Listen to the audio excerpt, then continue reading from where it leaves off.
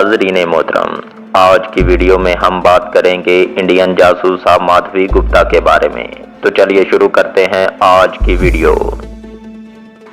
इस्लामाबाद के सफारती और भारतीय इंटेलिजेंस इस वक्त हैरानो परेशान रह गई जब इन्हें पता चला कि ISI भारतीय हाई कमीशन में सिरायत कर गई है।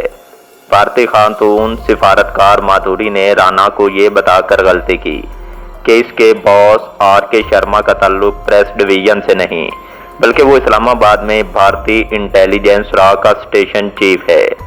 माधुरी गुप्ता को हिसास दस्तावेजात ISI को देने के जुर्म में गिरफ्तार कर लिया गया, लेकिन ये वाकया अपने पीछे कई सवाल छोड़ गया। ये कहानी कैसे शुरू हुई? चलिए इब्तदा से इसका आगाज करते हैं। ये सब कुछ अचानक हुआ। सार कॉन्फ्रेंस की तैयारी के दौरान भारतीय वजीर आजम मनमोहन सिंह के दौरे के एजेंडे को हतमी शक्ल दी गई तो इस्लामाबाद के भारतीय सफारत खाने में तैनात डिप्लोमेट माधुरी गुप्ता को भी नई दिल्ली से बुलावा आ गया। माधुरी को जरा भी शक नहीं हुआ क्योंकि ये बुलावा मामूल के मुताबिक था। इसे दिल्ली में ही फॉरेन ऑफिस रिपोर्ट करने को कहा गया था। वो इस्लामाबाद से दिल्ली के लिए रवाना हुई और इसके जहाज ने दिल्ली के इंदिरा गांधी इंटरनेशनल एयरपोर्ट पर लैंड किया तो इसे रिसीव करने के लिए भारतीय फॉरेन ऑफिसर के अफसरान की बजाय भारतीय खुफिया इदारे राह और IB के अफसरान मौजूद थे। उन्होंने माधुरी गुप्ता को हिरासत में ले लिया।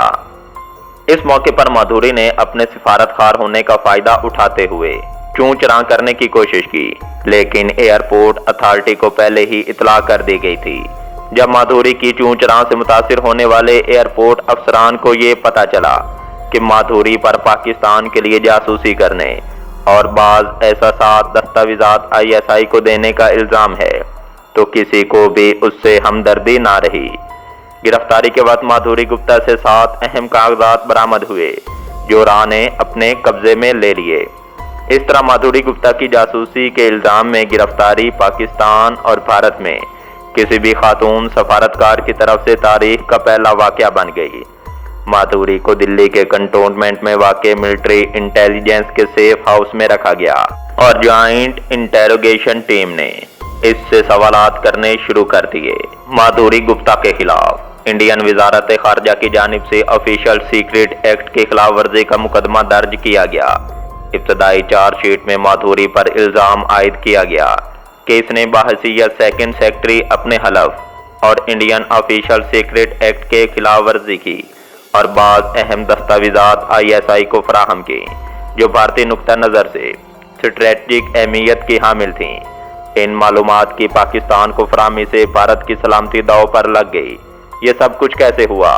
क्या माधुरी को पाकिस्तान इंटेलिजेंस ने ट्रेप करके कोई मालूमात हासिल की थी? ये तफसीलात बड़ी दिलचस्प हैं। भारतीय फॉरेन सर्विस से ताल्लुक रखने वाली माधुरी गुप्ता आला तालीम याफ्ता थी। वो बुनियादी तौर पर लखनऊ की रहने वाली थी और इसके वालिदैन इंतकाल कर चुके थे। माधुरी ने अपनी फॉरेन सर्विस के दौरान मलेशिया, बगदाद और कोसोवो में बतौर मुतरजम काम किया। 2006 और 2007 में इसने दिल्ली में ही खारजा पॉलिसी के think tank Indian council of world affair में बतौर डिप्टी डायरेक्टर काम किया। उर्दू अच्छी बोलने और लिखने की वजह से उसे इस्लामाबाद की इंडियन एम्बेसी में पोस्टिंग मिली। यहाँ वो प्रेस इंफॉर्मेशन ऑफिसर के तौर पर तैनात थी।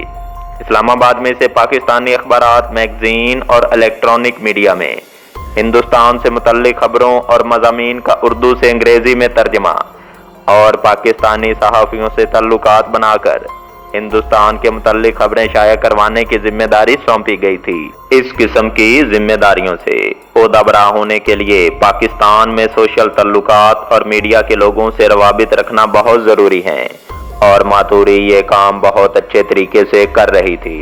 ये बात कम ही लोग जानते थे कि माधुरी गुप्ता के सोशल ताल्लुकात में पाकिस्तान के अंदर दोस्तियों और अवभगत का बड़ा दखल था।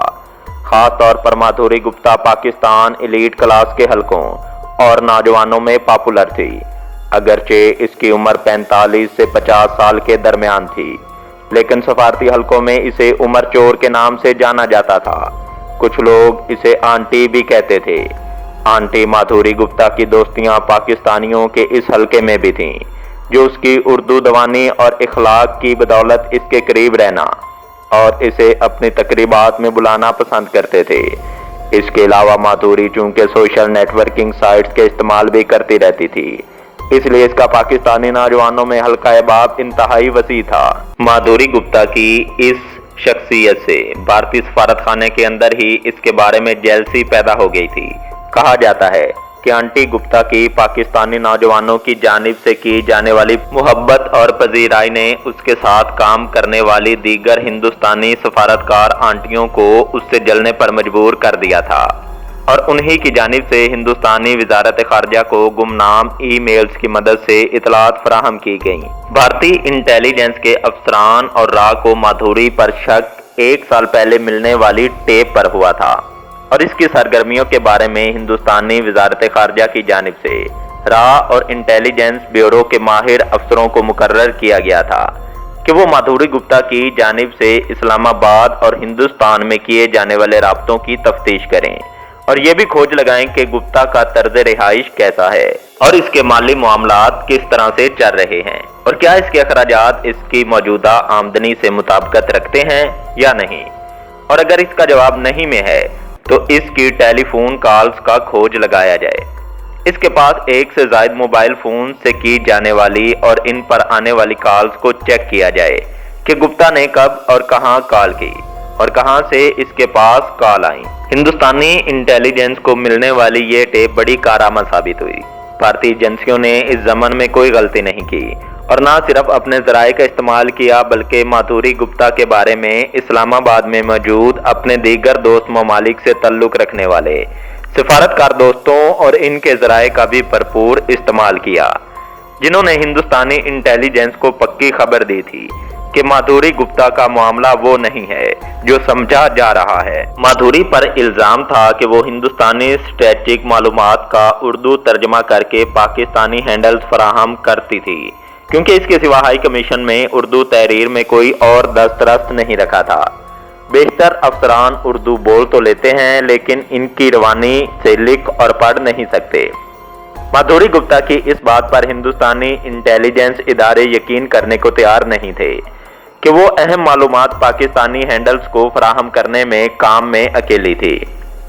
हिंदुस्तानी इंटेलिजेंस ने यह नतीजा निकाला कि माधुरी गुप्ता किसी नेटवर्क के साथ थी और इसका नेटवर्क फाल बुनियादों पर काम कर रहा था।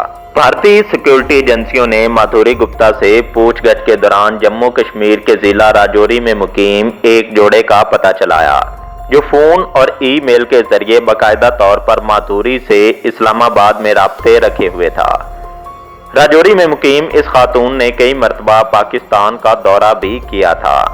इतलात के मुताबिक फौज का एक सीनियर ओहदेदार इस इलाके में तैनाती के दौरान राजौरी में मुकीम जोड़े के घर भी आया जाया करता था। इस जोड़े से इसकी कुछ रिश्तेदारी थी लेकिन इसकी अक्सर व बेशतर आमदोरफ्त पर सिक्योरिटी एजेंसियों को शुबा हो गया।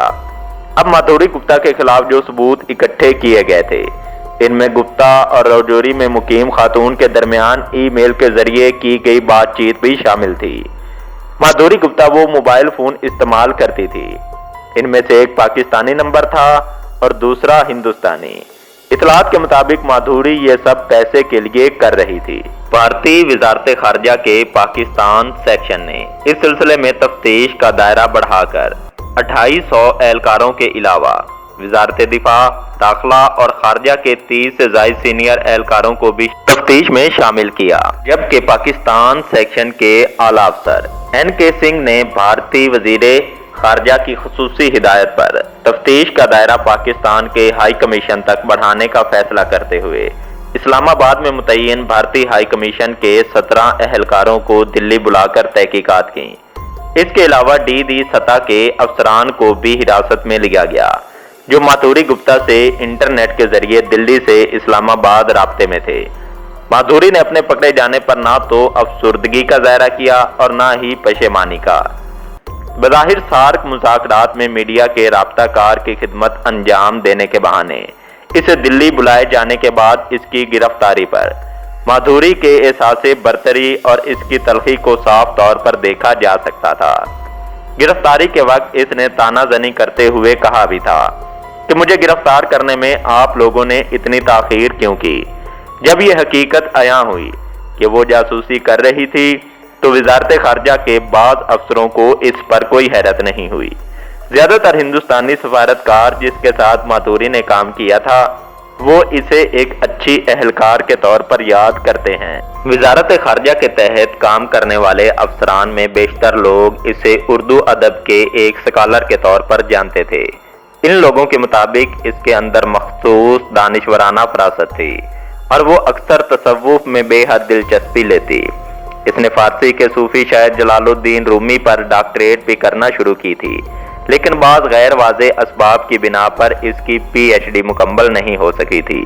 ممکن ہے اس کے ذاتی گھریلو مسائل کی وجہ سے اس کی پی ایچ ڈی مکمل نہ ہو سکی ہو، جیسے کہ اس کی ماں اکثر بیمار رہا کرتی تھی، یا پھر وزارت خارجہ کو یہ ناپسند ہو کہ وہ ایک ایسے تعلیمی کام کے لیے تنخواہ کے ساتھ چھٹی پر رہے جس کا اس کی ملازمت سے کوئی تعلق نہیں۔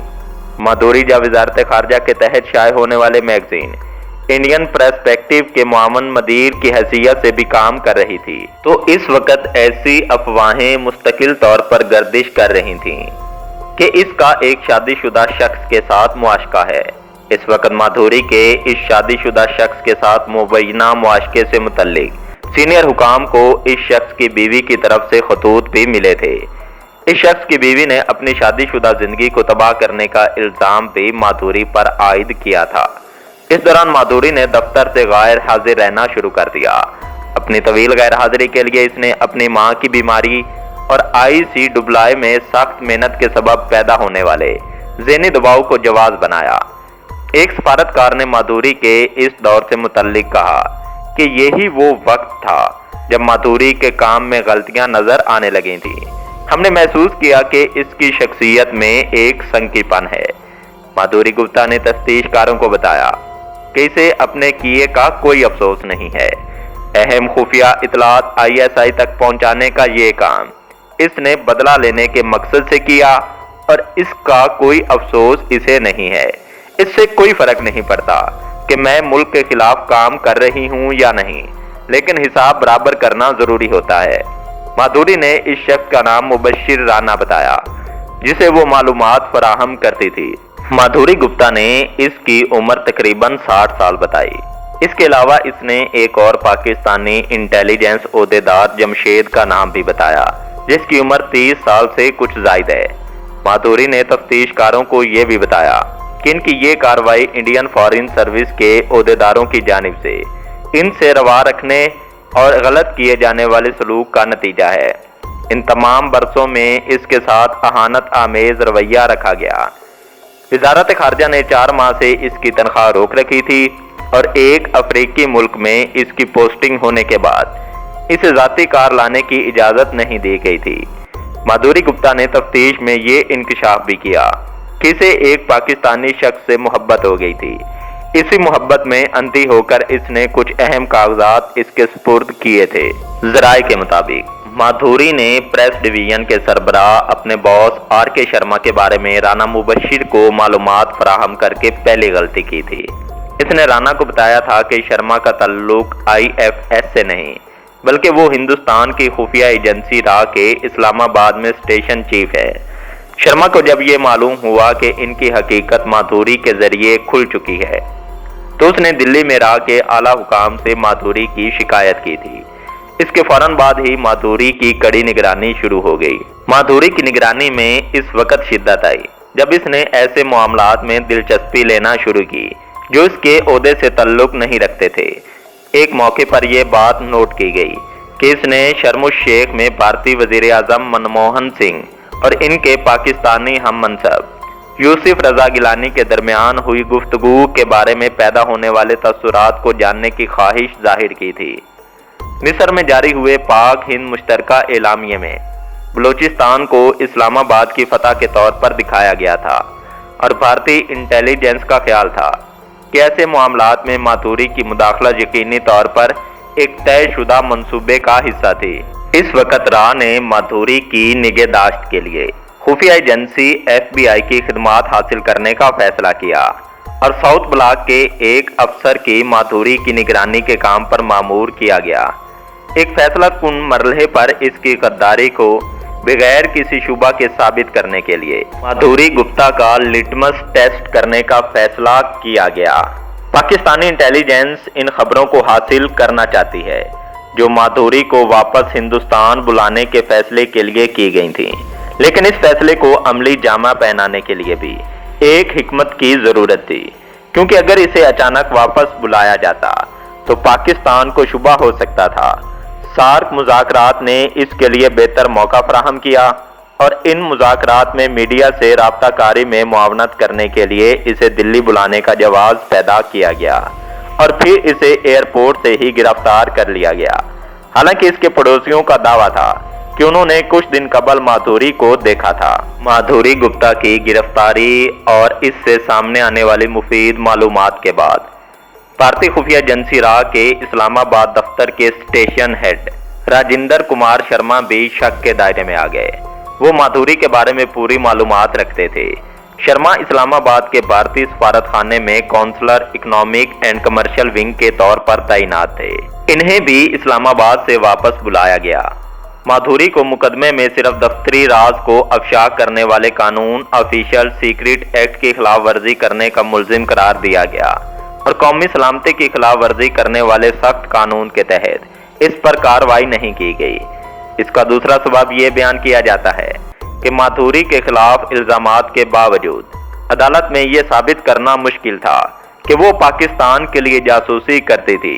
ऐसी बहुत सी मिसालें हैं जब हिंदुस्तानी अफसरों पर जासूसी का इल्जाम आयद हुआ और वो अदालत से बरी हो गए, लेकिन माधुरी के साथ कुछ मुख्तलिफ हुआ।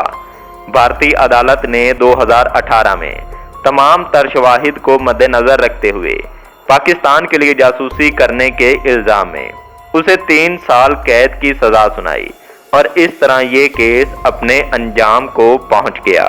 नाज़रीन मोहतरम, तो ये थी आज की वीडियो।